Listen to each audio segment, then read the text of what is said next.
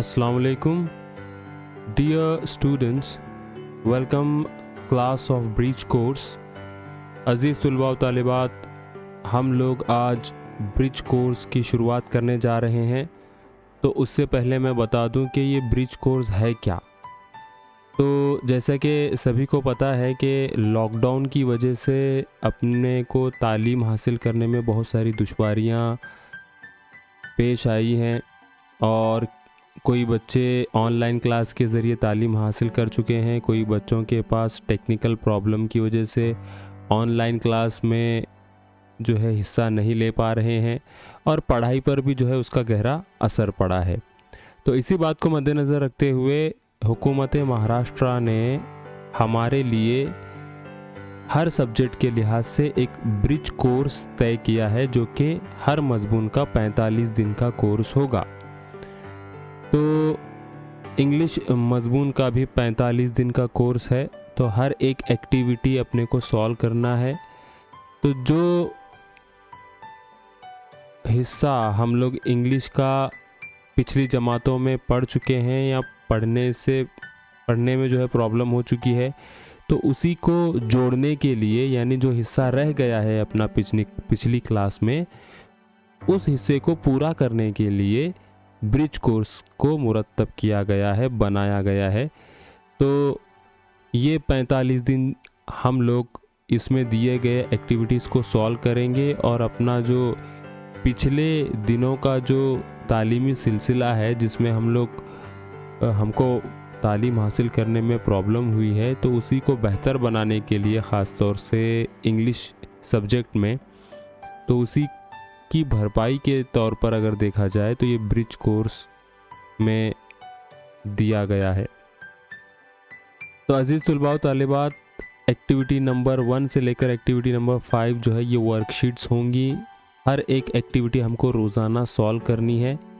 तो आप तमाम बच्चों को एक नोटबुक बनानी है और हर पेज पर डेट डालकर एक्टिविटी नंबर 1, 2 इस तरह से डालकर एक्टिविटी सॉल्व करके ग्रुप पर शेयर करनी है। तो ये है bridge course. Bridge course it means सेतु, जिसको मराठी में कहते हैं।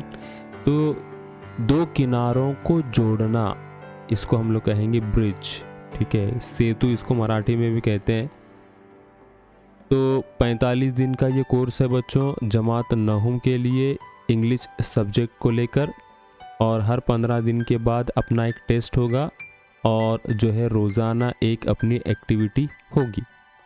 तो चलिए हम लोग शुरुआत करते हैं ब्रिज कोर्स की। तो ये तमाम इंस्ट्रक्शंस हैं तमाम बच्चों के लिए, जैसे मैंने अभी कहा। और जो भी एक्टिविटीज़ होती हैं बच्चों, उसको सॉल्व करने में आप अपने भाई बहन या अपने साथियों की या अपने पड़ोसियों की या अपने एल्डर्स की, बड़ों की भी हेल्प आप ले सकते हैं। यहाँ तक कि आप अपने टीचर्स की, यानी मेरी भी आप मदद ले सकते हैं। तो चलिए शुरू करते हैं इंग्लिश सब्जेक्ट का ब्रिज कोर्स एक्टिविटी नंबर 1 के साथ। So let's start. तो चंद यहाँ पर जो है इंस्ट्रक्शंस दिए गए हैं बच्चों। इंस्ट्रक्शंस का मतलब होता है इत्तला। तो जैसे कि यहाँ पर एक्टिविटी नंबर 1 है। अब एक्टिविटी नंबर 1 में हमको क्या दिया गया है, देखो ये अपना ब्रिज कोर्स है, स्टैंडर्ड 9, सब्जेक्ट इंग्लिश। इंस्ट्रक्शन है हमारे लिए, टीचर्स के लिए, पेरेंट्स के लिए, ठीक है, और आपके लिए भी। तो चलिए हम लोग आपके लिए यानी बच्चों के लिए क्या हिदायत है इस ब्रिज कोर्स की एक्टिविटीज़ को लेकर। फर्स्ट पॉइंट है, express your feelings and emotions of Joy, happiness and gladness. तो यहाँ पर इमोशंस को लेकर जो है बात बताई गई है एक्टिविटी नंबर 1 में, जिसकी शुरुआत हम लोग आज कर चुके हैं। एक्सप्रेस इट मीन्स जाहिर करना, फीलिंग्स अपने जज्बात, है ना। हमें खुशी हासिल होती है, हमारे चेहरे पर मुस्कुराहट आती है, हमारे चेहरे पर उदासी आती है। तो इस तरह हम जब खुश होते हैं तो अपने चेहरा खिल उठता है, हमारे इमोशंस जो है एक्सप्रेस होते हैं। तो इमोशन को लेकर जो है बच्चों एक्टिविटी है अपनी, एक्टिविटी नंबर 1, उसी को लेकर हम लोग देख रहे हैं। Try to reveal secret of your happiness. अपनी खुशी का जो है इजहार करने की कोशिश करते रहिए। Enjoy your liberty of happiness, joy and entertainment। और जब हम खुश होते हैं अपनी जो है लिबर्टी, आज़ादी को लेकर, अपनी खुशी को लेकर, अपने मज़े को लेकर, उसका भरपूर से भरपूर जो है क्या कीजिए, फ़ायदा उठाइए। तो हमें एक्टिविटी नंबर 1 में क्या करना है बच्चों, देखिए यहाँ पर कुछ सेंटेंस दिए गए हैं जो अपने फीलिंग्स को जाहिर करते हैं। फीलिंग्स, खुश होना, उदास होना, है ना, मज़ा लेना, उदास होना, मायूस होना, रोना। तो अपनी अच्छी फीलिंग्स को जाहिर करने के लिए कुछ सेंटेंस दिए गए हैं, कुछ वर्ड्स दिए गए हैं जिसको हम लोग पढ़ेंगे। तो जैसे यहाँ पर दिया गया है बच्चों, hurray, hurrah, we have won the match, है ना। जब हम किसी किस्म की मैच खेलते हैं, जब हम लोग बड़ी मशक्क़त के साथ, एफर्ट्स के साथ हम लोग कोई मैच जीतते हैं तो हम लोग बहुत खुश होते हैं ना। हमारी खुशी का ठिकाना नहीं रहता, हमें बहुत ज़्यादा खुशी महसूस होती है। तो खुशी को जाहिर करने वाला वर्ड यहाँ पर कौन सा है, हुर्रे, हुर्रा, है ना, इस तरीके से। सो ये वर्ड खुशी को जाहिर करता है। नाउ सेकेंड सेंटेंस है, wow what a present surprise. हम लोग खुश होते हैं, है ना, कोई हमारा बहुत पुराना दोस्त जिसको हम लोग चाहते हैं या हमारा कोई रिश्तेदार अचानक हमसे जो है मुलाकात करता है तो हम लोग चौंक जाते हैं, खुश होते हैं, बहुत दिनों बाद मुलाकात हो गई। तो ऐसी सूरत में हम लोग कहते हैं, wow what a present surprise, है ना, ये मेरे लिए एक बहुत बड़ा सरप्राइज है। तो हमारी खुशी का इजहार इन सेंटेंसेस में हो रहा है बच्चों।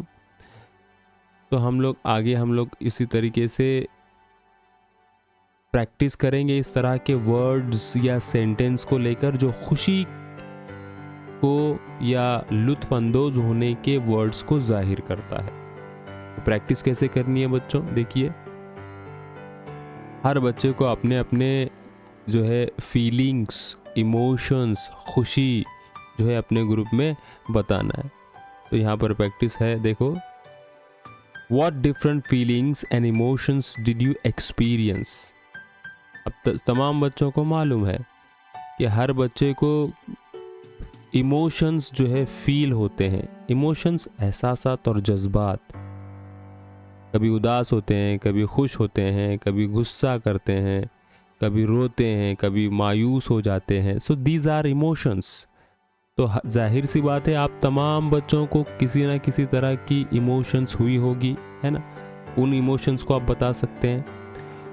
What were the words of emotions? तो इमोशन को जाहिर करने के लिए जो है इंग्लिश में बहुत सारे वर्ड्स दिए गए हैं बच्चों। जैसे हम लोगों ने पढ़ा है ना, we have seen 2 different types of words और sentences here। हुर्रे, ये एक पहला वर्ड है। वाओ, ये दूसरा वर्ड है जो इमोशंस को जाहिर करते हैं। ऐसे इमोशन वाले वर्ड्स हमें जो है याद रखने हैं। और क्या हो सकते हैं इमोशन वाले वर्ड्स, तीसरा जो है इन वर्ड्स की हम लोग प्रैक्टिस करेंगे एक्टिविटी नंबर 1 में। What are the words of joyful feelings do you know? और भी दीगर दूसरे वर्ड्स होते हैं जो खुशी को जाहिर करते हैं। जैसे मैंने कहा हैप्पी, है ना, हैप्पी, खुश होना। ऐसे वर्ड्स जो है जॉयफुल को जाहिर करते हैं। जैसे यहाँ पर दिया गया है, जॉयफुल फीलिंग्स को जाहिर करने वाले वर्ड्स कौन से वर्ड्स हो सकते हैं। उन वर्ड्स को क्या करना है, हमें फाइंड आउट करना है। तो प्रैक्टिस कैसे करनी है यहाँ पर ध्यान दीजिए। अगला है, why did you enjoy such feelings. और ऐसी मज़े वाली, खुशी वाली फीलिंग्स आप एंजॉय क्यों करते हैं। बिकॉज आई लाइक इट, है ना। खुशी हर किसी को पसंद होती है, इसीलिए हम उसको इंजॉय करते हैं। तो जॉयफुल, खुशी या फीलिंग्स, इमोशंस को लेकर हमें यहाँ पर क्या करना है, वर्ड्स, सेंटेंसेस को क्या करना है बच्चों, जमा करना है और उसको पढ़ना है। What lesson do you learn from such emotions, और ऐसे इमोशन से हमें क्या सीख मिलती है। तो इन सवालों के जवाबात अगर हम देंगे तो फीलिंग्स और इमोशंस को लेकर हम अच्छे से समझ जाएंगे।